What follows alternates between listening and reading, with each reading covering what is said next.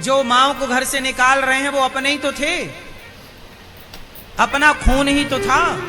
जिस माँ ने अपना पेट काट के तुम्हें बाहर निकाला, अपना दूध पिलाया, तुम्हारे लिए मजदूरी तक की, मजदूरी कर कर के जिन बेटों को पाल पोस के बड़ा किया, ऐसी माएं भी यहां रहती हैं। बेटों ने ध्यान नहीं दिया। लेकिन मेरा तो माओ से कोई खून का रिश्ता नहीं है, केवल इंसानियत का रिश्ता है। तो मैं दूर वाला भी सेवा कर पा रहा हूं, वो पास वाले अपने भी नहीं कर पा रहे हैं। तो जरूरी नहीं है कि अपना खून ही सेवा करेगा। इसका मतलब यह है कि जिसके आपका बेटा तो है पर इंसानियत नहीं हो उसके अंदर, तो बेटा है और ना है के बराबर है। इंसान के अंदर इंसानियत ना हो तो वो इंसान हो या ना हो के बराबर है। बोलो हाँ। यदि आपके अंदर इंसानियत नहीं है मेरी माँ, तो आपके होने और ना होने से कोई फर्क नहीं पड़ता। यदि आपके अंदर इंसानियत नहीं है तो आप केवल धरती में केवल भार हैं, भार, बोझा। धरती आपका बोझा उठा रही है बस।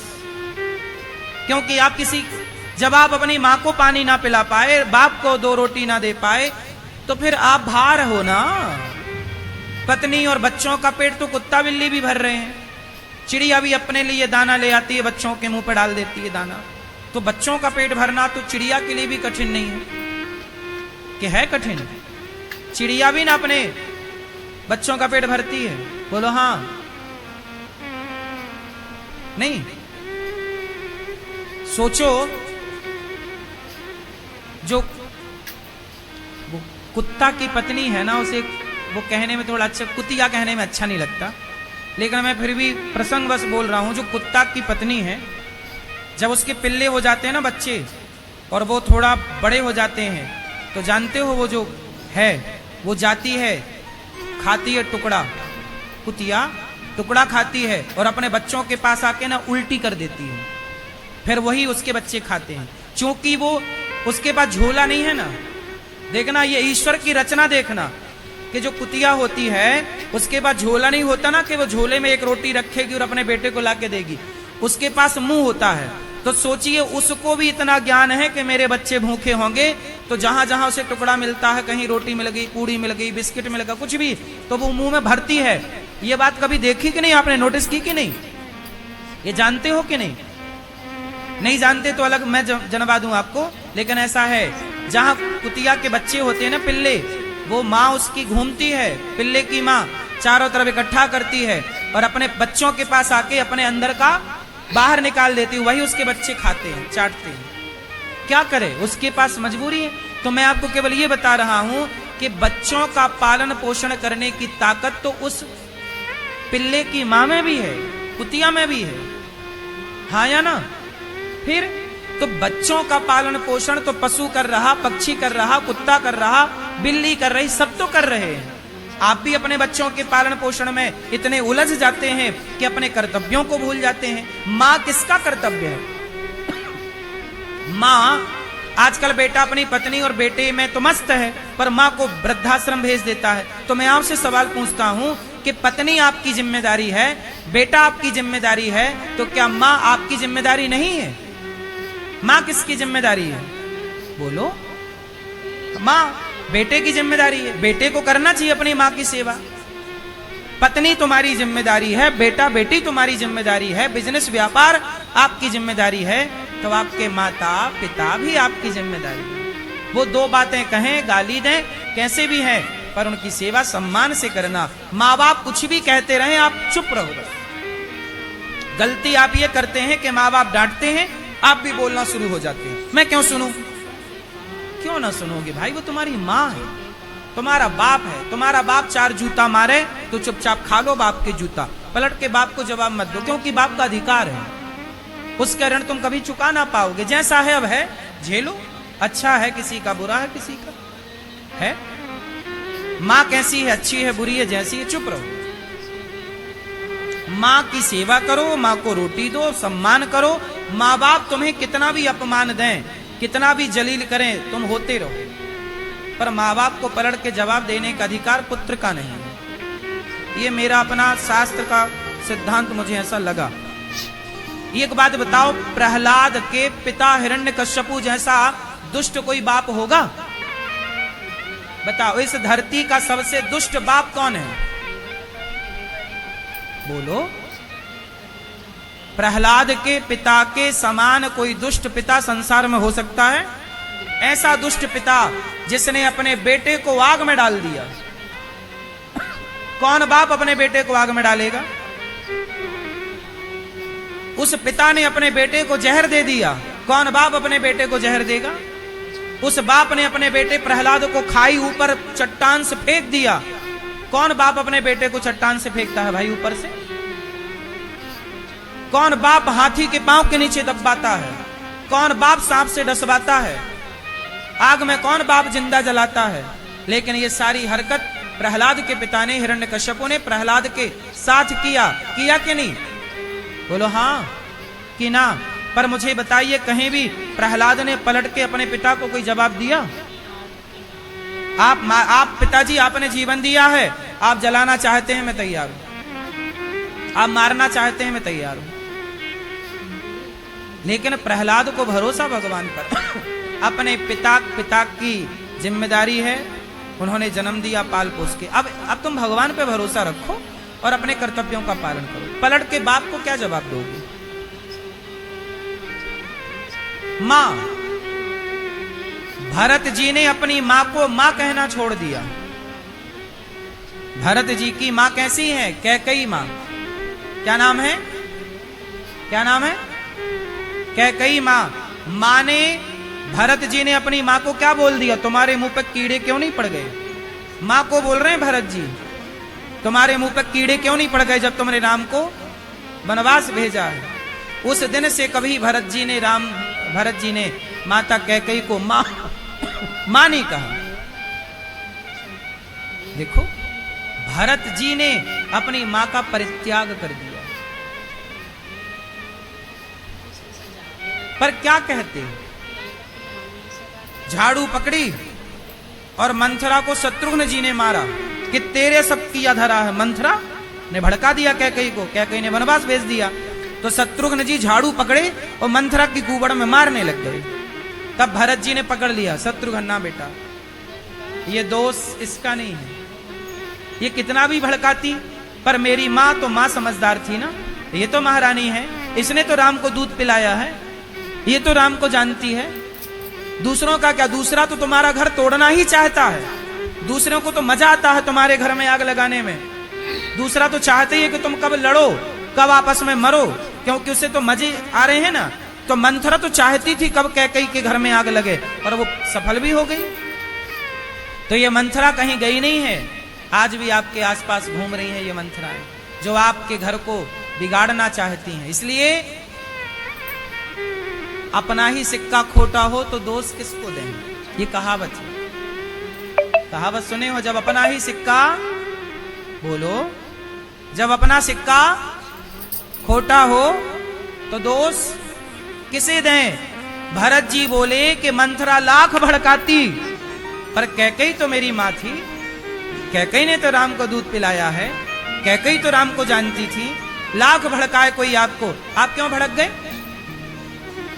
आपका अपना भी तो विचार होना चाहिए, आपकी अपनी भी तो बुद्धि होनी चाहिए, आपकी अपनी भी तो समझ। किसी ने जैसा कहा, कौआ कान ले गया, हाँ कौआ कौआ कौआ कान ले, कौआ के पीछे क्यों भाग रहे? आपकी भी तो अपनी समझ है कि कान है कि गया? बोलो हाँ। इसलिए भरत जी ने मां कैकई का परित्याग कर दिया ना।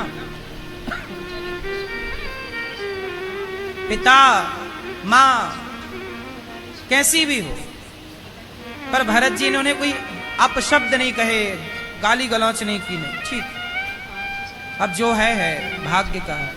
इसलिए मां के कारण भरत जी को 12 साल 14 साल राम को जितना कष्ट उठाना पड़ा, उससे ज्यादा कष्ट भरत जी को उठाना पड़ा।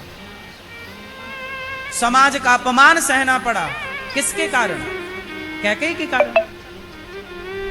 अब क्या करें? मेरे भाग्य में यदि दुख है तो वो कहीं से भी आ सकता है, पिता से आ सकता है, मां से आ सकता है, परिवार से, बेटा से आ सकता है, पत्नी से आ सकता है, समाज से आ सकता है। जो मेरे भाग्य का दुख है मुझे उठाना पड़ेगा। इसलिए दुख कहीं से भी आए, ये समझ लेना कि ये मेरे भाग्य का था, मुझे हंसते हंसते उठाना है। कहां से आएगा वो ईश्वर जानते हैं। इसलिए जब दुख आए तो कभी ये मत कहना कि तुम्हारे कारण दुख आया। दुख किसी के कारण नहीं आता, हमारे पाप के कारण ही हमारा दुख हमारे सामने आकर खड़ा होता है। को ना काहू को सुख दुख कर दाता, निज कृत कर्म भोग सब भ्राता। इसलिए बेटा नहीं होए तो परेशान होने की जरूरत। किसी के बेटा होता है इसलिए कि तुम्हारा कर्जा था तो बेटा चुकाने आया है। जिसके सिर पे कोई कर्जा नहीं था, भगवान उसे बेटा बेटी से मुक्त रखते हैं।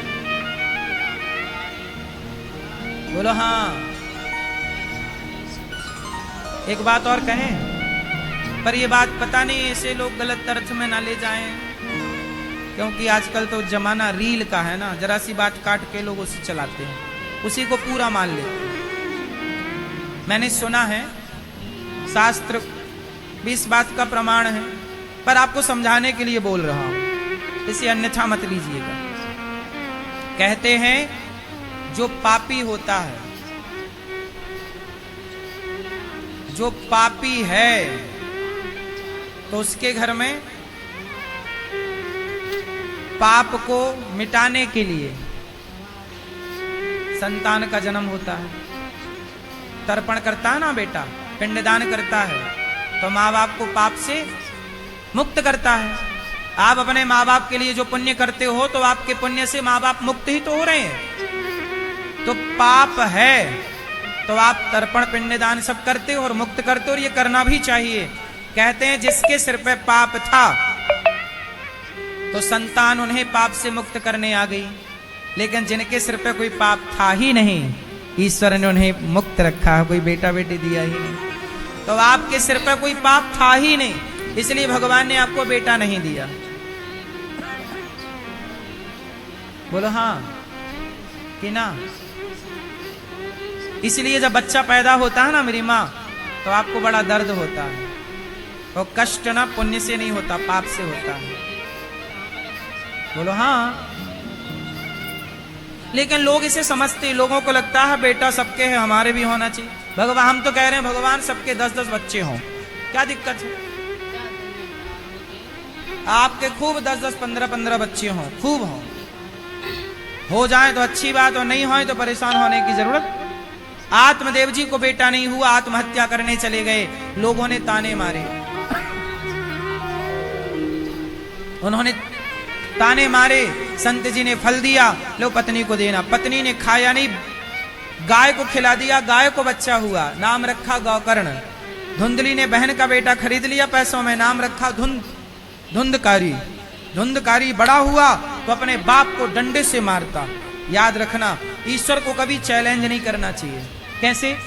जैसे आत्मदेव जी के बेटा नहीं था, लेकिन आत्मदेव जी ने जिद की कि हमें बेटा चाहिए चाहिए चाहिए। संत ने समझाया, नहीं लो नहीं लो नहीं लो, नहीं माने, बोले बेटा चाहिए। संत जी ने जिद पकड़ी, इन्होंने तो दे दिया।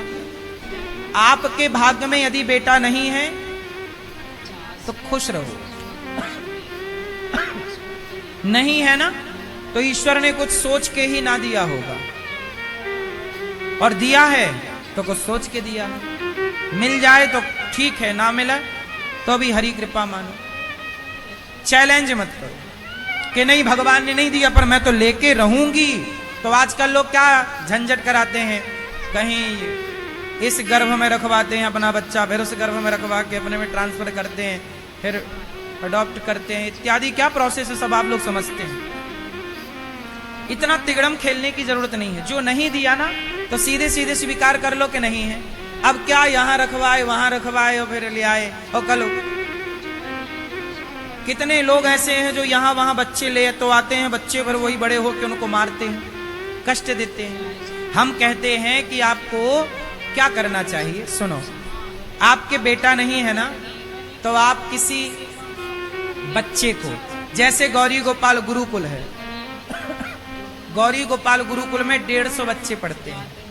वो बच्चे हैं किसी की माँ नहीं है, किसी का पिता नहीं है, किसी के माँ बाप दोनों नहीं है, ऐसे अनाथ बच्चे भी गौरी गोपाल गुरुकुल में पढ़ते हैं। गरीब परिवार के बच्चे पढ़ते हैं। अब आपके पास क्या है कि आपको गोद लेना है ना तो पूरा गुरुकुल गोद ले लो तो पूरे 150 बच्चे आपके हो जाएंगे। पूरे बच्चों का आप पढ़ाओ लिखाओ, योग्य बनो, सब बच्चों से प्यार करो। ऐसे में आपकी सब अच्छा गुजरेगा। अब आप क्या होता है, किसी एक को ले लेते हैं और वो एक को पता रहता है कि बड़ा होके बच्चों को तो पता चल ही जाता है ना कि ये मेरे असली माँ बाप नहीं है, वो नहीं है, तो फिर वो एक अटैचमेंट नहीं हो पाता। अरे जो असली माँ बाप हैं वो बच्चे कहां सेवा कर रहे हैं, तो फिर ये करेगा सेवा, इसकी गारंटी नहीं। करे भगवान करे अच्छा है, पर कहीं तुम्हारा बुढ़ापा और कष्टदायी ना हो जाए, क्योंकि ऐसा समाज में देखा गया है। इसलिए गुरुकुल को गोद में ले लो, बच्चों को पढ़ाओ, ये गुरुकुल आपका, गोद ले लो, सबको अपना मान लो, सबकी सेवा, यही पुण्य आपके संग चलेगा। बेटे को दे दोगे तो सारी दौलत एक बेटा लेके बैठ जाएगा, पर सेवा करोगे तो आपके धन से ना जाने कितने बच्चों को शिक्षा मिलेगी, भोजन मिलेगा, ये दान है, ये पुण्य मिलेगा आपको, पुण्य। बेटे को गोद लेके आप तो एक बेटे का भला होगा और उस बेटे से आपका कितना भला होगा ईश्वर जाने। इसलिए ये दास अनिरुद्ध गौरी गोपाल आश्रम में 310 वृद्ध माताएं रहती हैं, 310 माताएं हैं।